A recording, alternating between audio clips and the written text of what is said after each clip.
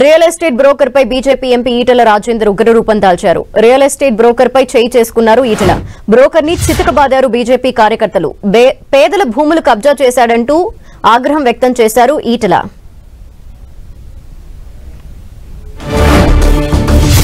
మేడ్చల్ జిల్లా పోచారంలో real estate broker పై BJP MP Etela Rajender ఆగ్రహం వ్యక్తం చేశారు. ఆ దృశ్యాలు మనం చూడొచ్చు. రియల్ ఎస్టేట్ బ్రోకర్ పై చేయి చేసుకున్నారు ఈటెల. బ్రోకర్ ని చితకబాదారు బీజేపీ కార్యకర్తలు. అందుకు సంబంధించిన ఎక్స్క్లూజివ్ విజువల్స్ మనం 10 టీవీ స్క్రీన్ లో చూడొచ్చు. పేదల భూములని కబ్జా చేశాడన్న ఆగ్రహంతో బీజేపీ ఎంపీ ఈటెల అతనిపై చేయి చేసుకోవడం మనం స్క్రీన్ లో చూడొచ్చు. ఆపై బీజేపీ కార్యకర్తలు అతన్ని చితకబాదుతున్న దృశ్యాలు మనం స్క్రీన్ లో చూస్తున్నాం. పేదల భూములు కబ్జాకి గురయ్యాయన్న ఆగ్రహాన్ని వ్యక్తం చేశారు ఈటెల.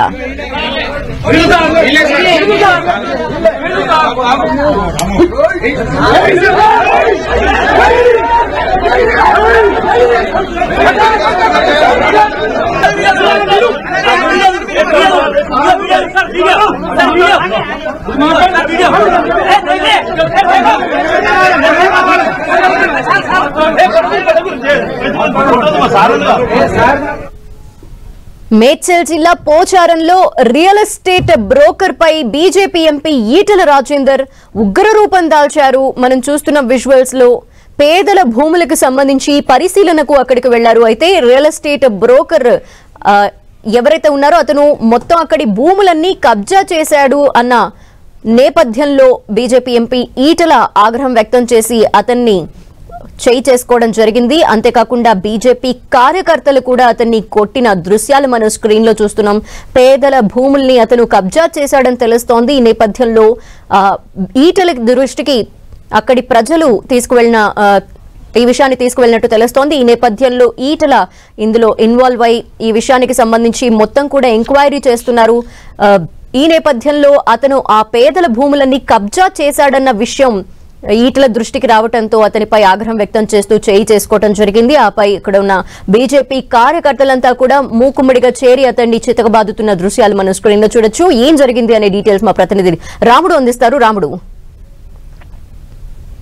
నారపల్లి కొర్రేముల గ్రామాల పరిధిలో ఉండేటువంటి ఈ భూములకు సంబంధించి లేఅవుట్స్ విషయంలో తేడాలు ఉన్నాయి. గతంలో అమ్మినటువంటి వాళ్ళు కానీ అదేవిధంగా మళ్ళీ ఇప్పుడు కొత్త లేఅవుట్ వేసినటువంటి వాళ్ళు ఈ భూములకు సంబంధించి దాదాపు 40 నుంచి 50 మంది వరకు ఇబ్బందులు పడుతున్నారు. వాళ్ళకందరికీ కూడా మద్దతు తెలిపేందుకు వెళ్ళినటువంటి BJP MP Malkajgiri MP Etela Rajender ఆయన కోపంతో రగిలిపోయినటువంటి పరిస్థితి ఉంది. మనం చూడొచ్చు. పక్కనే ఉండేటువంటి రియల్ ఎస్టేట్ బ్రోకర్లు ఎవరైతే ఉంటారో వాళ్ళపై చేయి చేసుకున్న దాన్ని చూస్తున్నాం. అంటే బాధితుల పక్షాన ఉండి వాళ్ళు చెప్పినటువంటి బాధలు, వాళ్ళు అక్కడ ఖర్చు చేసినటువంటి డబ్బులు, వాటన్నిటి విషయం తెలుసుకున్నటువంటి ఆయన ఒక్కసారిగా కోపానికి గురయ్యారనేది మనం చూడొచ్చు. ప్రధానంగా 140 ఎకరాల ఖాళీ భూమిలో ఉన్నటువంటి ఈ స్థలాన్ని కబ్జా చేస్తున్నారనేది ఫిర్యాదు.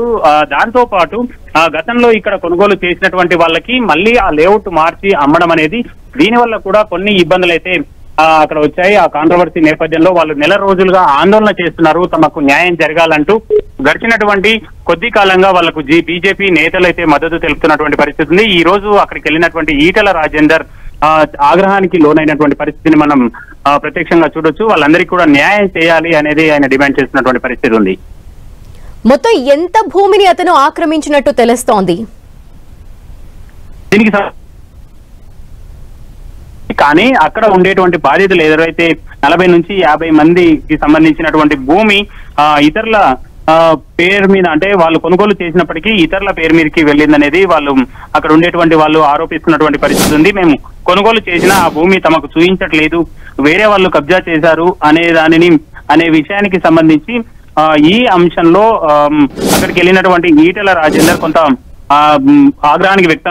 ఆగ్రహానికి గురైనటువంటి పరిస్థితి. రియల్ ఎస్టేట్ బ్రోకర్ పైన అయితే ఈటెల రాజేందర్ చేయి చేసుకున్నాడు. ప్రధానంగా అక్కడ ఉండేటువంటి బాధితులను చూస్తే చాలా కాలం కష్టపడి తాము ఈ భూములు కొన్నాము, ఇప్పుడు ఈ విధంగా కబ్జాలకు గురి కావడం పైన అయితే వాళ్ళ ఆందోళన వ్యక్తం చేస్తున్నటువంటి పరిస్థితి ఉంది. ఓకే, థ్యాంక్ యూ రాముడు.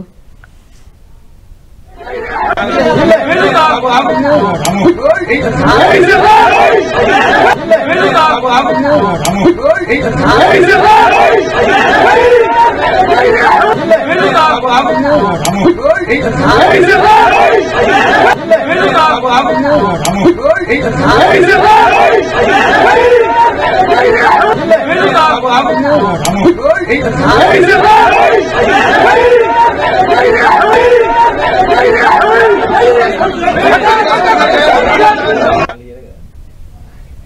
హైదరాబాద్ చుట్టుపక్కల 30 ఏళ్ల క్రితం 40 ఏళ్ల క్రితం చిన్న ఉద్యోగాలు చేసుకునే వాళ్ళు, చిన్న వ్యాపారం చేసుకునే వాళ్ళు ఆనాడు భూములు కొనుక్కొని ఇల్లు కట్టుకుంటున్న సందర్భంలో మళ్ళీ మాకు వేరే రిజిస్ట్రేషన్ ఉందని చెప్పి దొంగ డాక్యుమెంట్స్ సృష్టించుకుని పోలీసు వాళ్ళని మేనేజ్ చేసుకుని రెవెన్యూ అధికారులను మేనేజ్ చేసుకుని పేదలు కట్టుకునేటువంటి ఇళ్ల మీద దౌర్జన్యం చేస్తున్నారు. మొన్న ఆరుంధతి నగర్లో, బాలాజీ నగర్, జవహర్ నగర్లో ఇట్లే చేస్తే మేము పోయి వచ్చినాం. పేదలు వాళ్ళు 40 గజాలు 60 గజాలలో ఇల్లు కట్టుకునేటువంటి పేదలు వాళ్ళు 40,000 50,000 జమ చేసుకుని ఒక రేకుల షెడ్ వేసుకుంటే కూలకొట్టిపోతున్నారు. 50,000 రూపాయల నుంచి 2 లక్షల రూపాయలు ఇస్తే తప్ప పేదలు ఆ రేకుల షెడ్ వేసుకునే పరిస్థితి లేదు. దాని మీద నేను రెవెన్యూ మంత్రి గారితో మాట్లాడినా, కలెక్టర్ గారితో మాట్లాడినా, సిపి గారితో కూడా మాట్లాడినా. నేను 6 నెలలు అవుతుంది భారతీయ జనతా పార్టీ ఎంపీకి ఇక్కడ గెలిచి. 6 నెలల నుంచి ప్రతి నిత్యం కూల్చివేతల బాధలు తప్ప, పేదల కన్నీళ్లు తప్ప, నా ఇల్లు కూలగొడుతున్నారు, నా జాగలు గుంజుకుంటున్నారు, నేను కాంపౌండ్ వాళ్ళు కడితే కూడా గుండాలు బెదిరిస్తున్నారు, మా కాలనీలలో కిరాయి గుండాలు లిక్కర్ సీసాలు తెచ్చుకొని తాకుండా మా మీద దౌర్జన్యం చేస్తున్నారు. ఎటుపోతుంది సార్ ఇది?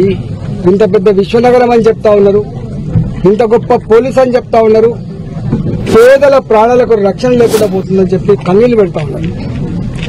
నేను నా దగ్గరికి ఏకశిలా నగర్ కాలనీ వాసులు వచ్చి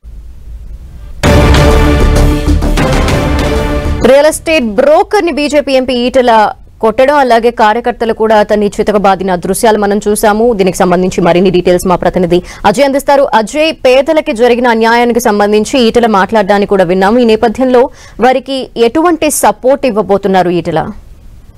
ఎంతవరకైనా వారి తరఫున కొట్లాడేందుకు మల్కాజ్గిరి ఎంపీ ఈటెల రాజేందర్ సిద్ధమైనట్టుగా మనకు ప్రస్తుతం అర్థమవుతుంది. ఆయన డైరెక్ట్ గా యాక్షన్ లోకి దిగడం జరిగింది. 2 రోజుల క్రితం పోచారం మున్సిపాలిటీ ఏకశిలా నగర్ సంబంధించినటువంటి కొంతమంది పేదలు ఆయన దగ్గరికి వచ్చి వాళ్ళ గోడును వినిపించుకున్నారు. మా భూములను కబ్జా చేస్తున్నారని, మేము కొనుక్కున్న కష్టపడి రూపాయి కూడబెట్టుకున్న భూములను వాళ్ళు కబ్జా చేస్తున్నారంటూ వారికి తెలియజేసినటువంటి పరిస్థితి. అయితే నేనే స్వయంగా వస్తే అక్కడ పరిస్థితి ఎలా ఉందో పరిశీలిస్తానంటూ వారికి హామీ ఇవ్వడం జరిగింది.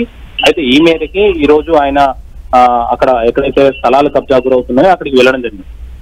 అందులోనే అక్కడ కబ్జా చేసినటువంటి ఎవరైతే కంపెనీకి సంబంధించిన వాళ్ళు ఉన్నారో వాళ్ళు అక్కడనే ఉండడం, వాళ్ళ రియల్ ఎస్టేట్ బ్రోకర్లు అక్కడే ఉండడం, దీంతో స్థానికులు ఈటెల రాజేందర్ దృష్టి కూడా అంశాన్ని తీసుకురావడం జరిగింది. ఇంత కూడా అక్కడనే ఉన్నారు, రియల్ ఎస్టేట్ బ్రోకర్లు అక్కడనే ఉన్నారు.